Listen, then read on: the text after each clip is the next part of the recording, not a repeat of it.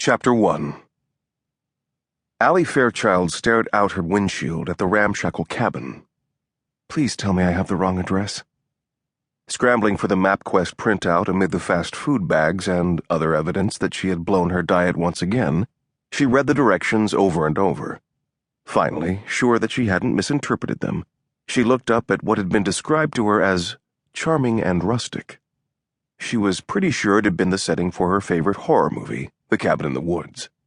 In fact, she half expected to see flesh-eating zombies pop out from behind the thick pine trees surrounding it.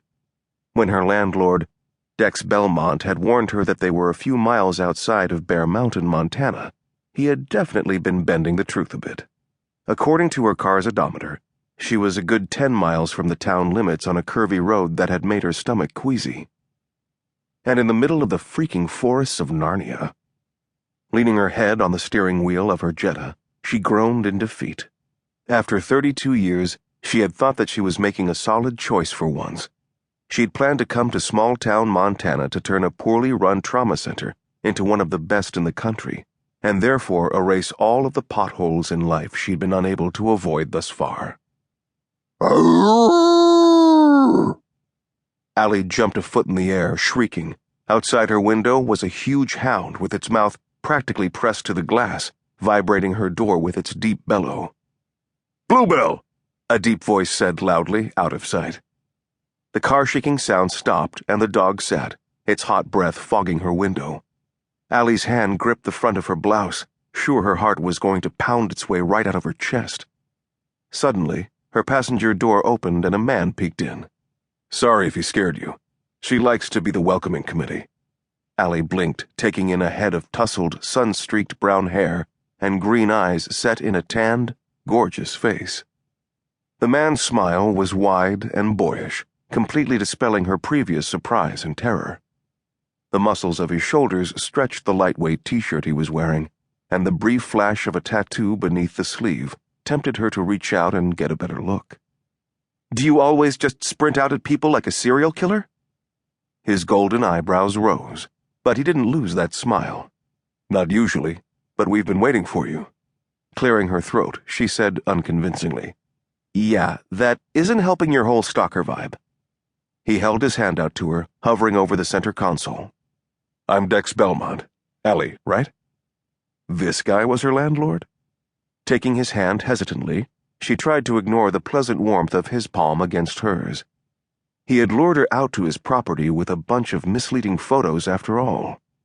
None of the shots of this cabin had shown an iffy-looking roof or a porch that was missing a sturdy railing.